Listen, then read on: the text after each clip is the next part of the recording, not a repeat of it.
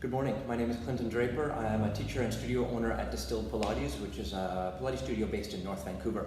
This is part of the COVID-19 video series to try and keep people healthy and moving at home.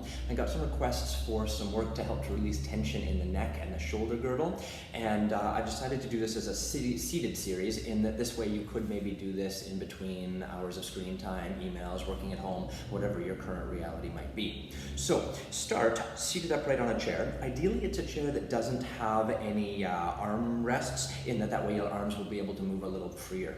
You can start leaning back into the backrest of the chair, but do kind of feel tall, a little bit of a subtle lift in the low belly, and the legs are right in line with the hip joints. So if you were to glance down, you'd see parallel hip distance apart feet and knees. Try and keep a little tone in the legs so the knees don't fall out to the side or collapse inward. Once you're there, we'll rest the hands down onto your lap to start with, and I'd like you to nod your chin to your chest. And then you choose the direction. Roll your head around in a nice big circle. And we'll do 3 in that direction. That was 1. Again around on 2. And one last circle, 3. Finish all the way back, chin to chest, and reverse those circles. Your opposite direction for 3. 2, there's likely to be a whole symphony of noises here. Don't worry about them too much. It's very, very common. Finish this last one. You're back, chin to chest. You can maybe bring your chin a little closer to the chest. You might even come into contact. And then lift your head and eye line up. Slightly jet your chin forward and get a stretch for the front of the throat. And then nod your chin back towards your chest. We'll do that 2 more times. As you rise up, keep your mouth closed. And as you slightly jet your jaw forward, that should increase the stretch. And lower all the way back down. One last one. And then back chin to chest. Having logged those 3, bring the skull back up on the spine. Turn your head gently towards your right. Hold there as you breathe in. And then as you exhale, turn a little further to the right. Hold there as you breathe in. And a final rotation going as far as you can, maybe even the eyeballs moving in their sockets. And then gently let the skull come back to center. Big, big, big inhale here. And then gently spiral the skull towards your left. Hold there on the inhale. And go a little further. Hold there. Please don't go into any ranges that don't feel comfortable. One last rotation. And then bring that all the way back up to center. Now you've had a couple moments here, slumped back up against the back of your chair. Come up away from the backrest now. So you're much taller, a little longer and narrower through the waistline. And we'll allow the hands just to dangle down by your sides. Right ear to right shoulder. Now this should stretch out the left-hand side of your neck. This might be plenty. Just stay there if it does feel like it's enough. If you want a little more, gently lengthen that left shoulder down towards the floor. If you're still looking for a little bit more stretch, turn the left palm forward and then slowly reach the arm out to the side.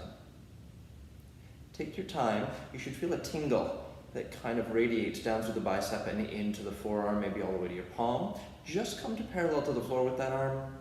And then you can lower it down and bring the skull back up to rights. Give your head a little bobble, reset, and then it will be your left ear to your left shoulder. Either just be there, or choose to reach that right shoulder down a little. Maybe right palm turns to face forward and reach out. You're stretching your upper traps, among other things here, and they're usually a fairly long muscle group on people already, so you don't want to do this stretch too enthusiastically or too often. It's okay to create some release, but I don't want you to overstretch or lengthen those already lengthened muscles. From there, head comes all the way back up to rights. So your shoulder girdle is your collarbones, your arm bones, and your shoulder blades. Let's lift the shoulder girdle up, and then just let it fall back down onto your ribs. I'm still lifted up and away from the backrest of the chair, and come down. There might be a subtle lifting of your pelvic floor as you lift your shoulders, and then keep that inner lift even as they lower down. 2 more like that. The rising up usually feels good, and then as you lower down, don't force the shoulders down. Just really allow them to find their own weight. Last one, find those weighted shoulders and stay. Now that action is called elevation and depression of the shoulder blades. We'll take the arms forward now, turn your palms to face up. I'd like you to retract your shoulder blades by pinching the blades back together, and then widen the blades apart, and that reaches the fingers forward. Draw the blades back together, and widen them forward. Your rib cage is a little bit circular in structure, so it's almost like you're gliding those blades forward and around the circumference of the rib cage. 2 more there, pinching and widening forward. I'm trying to keep an upright spine, not falling into a trap where I'm leaning my body forward and back. And 1 last protraction. Bring the shoulder blades back to a neutral place in between those 2 extremes, and then open your arms wide to the side.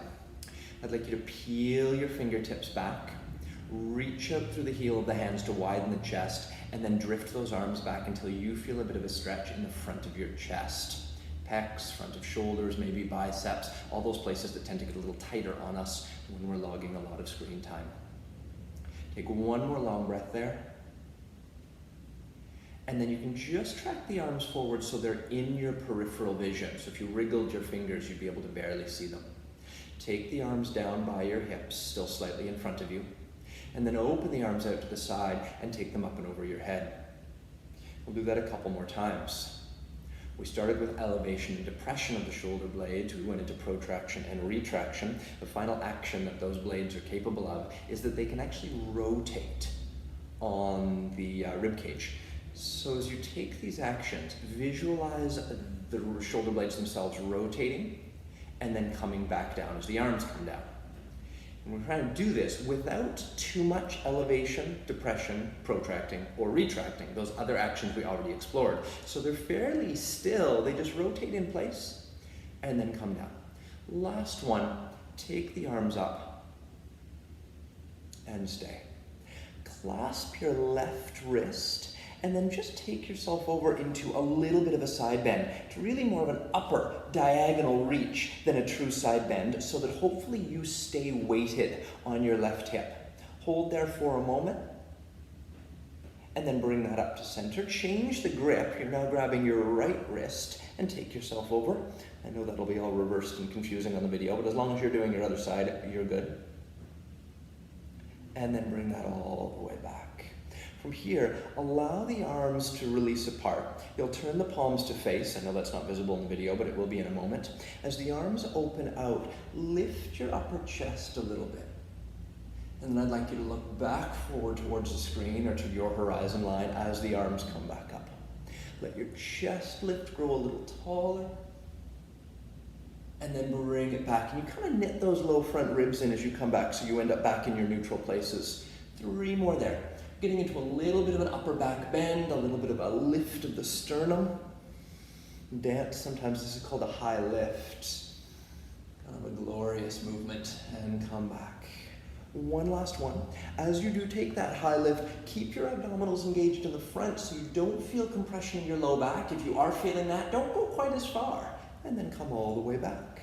From here, take just 1 lift of your shoulders up. Get a little taller and narrower in the waist. Keep the waist narrow and lift it, but let your shoulders find their weight.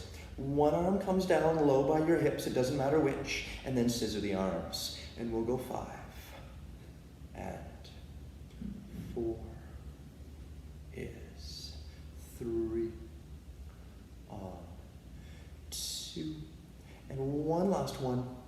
Finish by bringing both arms straight forward, turn your palms up, open the arms out to the side. Now try and be as upright and vertical on your own sits bones as you can, so you're not leaning back or forward at this stage. Twist to a direction of your choice. Go as far as you can, and then come back to center. Twist to your other direction. Start at the base of your spine, the low back, the mid back, the upper back, the neck, the skull, the eyes, and then come back to center. You could think of corkscrewing or drilling upwards through the crown of the head. This has in it that same cervical or neck rotation we already warmed up with. Do just 1 more each side. And a final set. That should leave you even. Bring it back to center. Bend to bring the hands to the back of the head. turn your elbows forward, nod your chin to your chest, and then start to round forward.